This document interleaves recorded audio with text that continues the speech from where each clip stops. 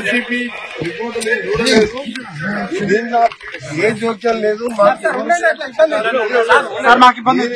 కానీ మా మంత్రివర్గం కానీ మా ముఖ్యమంత్రి గారు పదే చెప్పినాం, మేము 21 నెలలైంది అధికారులు ఎవరిని అరెస్ట్ చేయలేదు, ఎవరి మీద కేసులు పెట్టలేదు.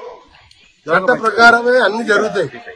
ఏ దానికైనా కమిటీ చేసినాం, ఆ కమిటీ రిపోర్ట్ ప్రకారం నిర్ణయాలు జరుగుతాయి తప్ప రాజకీయంగా మేము ఎవరిని కూడా కక్ష సాధింపు చర్యలకు మేము పోవని ముందే చెప్పినాం. అదే మాట మీద పక్క రాష్ట్రాల్లో చూస్తున్నారు మీరు, రోజు 4 అరెస్ట్ అవుతున్నారు. మాజీ మంత్రులు, ఎంపీలు, ప్రజెంట్ ఎంపీలు, ప్రజెంట్ ఎమ్మెల్యేలు. ఇక్కడ కూడా అరెస్ట్ అయిందా? కానీ 20 నెలల్లో అన్ని ఎంక్వైరీ కంప్లీట్ చేసినాం. ఒక్కొక్క కమిటీ రిపోర్ట్ వస్తుంది. ఆ రిపోర్ట్ లో దోషులు తేలిన వారికి తప్పకుండా 45 కోట్ల రూపాయలు ఎలక్ట్రానిక్ బాండ్ల రూపంలో వచ్చినట్టు నువ్వు చూసినట్టే నేను టీవీలో చూస్తే ఆ రిపోర్ట్ అయితే నేను చదవలేదు. అలా వచ్చిందంటే చట్టం తరమైన పని చేసుకుంటుంది. దీంట్లో ఎవరి జోక్యం లేదు, ముఖ్యమంత్రి జోక్యం లేదు, కోమటిరెడ్డి వెంకరెడ్డి జోక్యం లేదు. చట్టం తన పని తాను చేసుకుంటూ పోతుంది. అలా విదేశాలకు క్యాబినెట్ అనుమతులు లేకుండా ఇచ్చి మళ్ళా ఎలక్ట్రానిక్ బాండ్ల వాళ్ళ పార్టీకి వచ్చినట్టు బ్యాంక్ రిపోర్ట్ ఉన్న తర్వాత నువ్వు నేను చెప్పిన ఆగుతుందా? ఆగే అది. అందుకని దీనిలో మా జోక్యం లేదు. చట్ట ప్రకారమే చర్యలు చేపడతాం. ఎంతటి వారైనా సరే కాళేశ్వరంలో గాని, ఈ కార్ రేసింగ్ లో గాని, ధరణిలో గాని ఎట్టి పరిస్థితుల్లో కూడా దోసుకున్న సొమ్మంతా కక్కేయాలి. మళ్ళీ దోసుకున్న సొమ్మంతా కూడా రికవరీ చేసి మళ్ళా పేదల కార్యక్రమాలు చేయాలన్నదే మా లక్ష్యం. తెలుసుకుంటాం. ఇవి కొత్త కావు, మాకు ఇవి కొత్త కావు. ఒక సందర్భం వస్తే పోలీసులు కూడా మిమ్మల్ని కాపాడలేరు కాంగ్రెస్ నాయకులు. అది కూడా చెప్తున్నా నేను. ప్రజలు ఉరికించడం మొదలు పెడితే సూర్యాపేటలో గతంలో ఒకసారి చూపించినాం. ఏమవుతుందో, ప్రజల తిరుగుబాటు ఎట్లా ఉంటుందో కూడా చూసిండ్రు.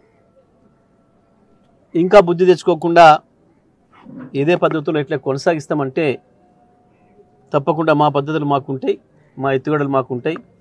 ప్రజల అండ ఉన్నప్పుడు మీరు ఈ చిల్లర చేష్టలతో, చిల్లర కేసులతో మమ్మల్ని భయపెట్టలేరు. ఇప్పటి కూడా నేను మళ్ళీ చెప్తా ఉన్నా, సూర్యాపేట ఎస్పీ గారు ఇవాళ ప్రజలకు అంత పెద్ద ఎత్తున తరలి వస్తే వాస్తవం అర్థమైంది ఏం జరిగింది ఇక్కడ అని. ఒకవైపు గంజాయి తాగుబోతుల రాజ్యం ఎక్కువైంది. ఇష్టం వచ్చిన పద్ధతుల్లో ప్రవర్తిస్తున్నారు, దాంతో నేరాలు చేస్తున్నారు. వాటిని అదుపు చేయండి మొదలు. కాంగ్రెస్ నాయకులు చేసిన దురాగతాలను ఆపండి. ప్రతిపక్ష నాయకులు ఎప్పుడు కూడా ఏం తప్పులు చేయరు, ప్రజల కొరకు పనిచేయడం తప్ప. మీరు చేయాల్సిన పని చేయకుండా ఇంకొక పని చేస్తాము అంటే ప్రజలు చేయాల్సిన పని ప్రజలు చేస్తారు.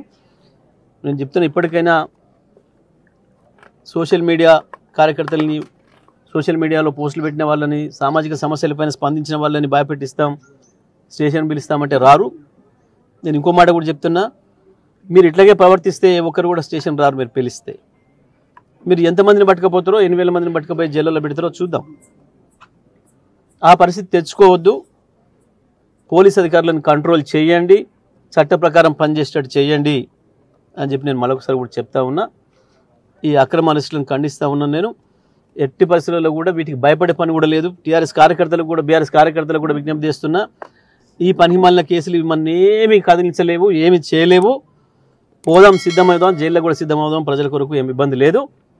ఇగో ఇదే పద్ధతుల్లో జన సమీకరణతోనే, ప్రజల ఒత్తిడితోనే మనం నాయకులు కాపాడుకుందాం.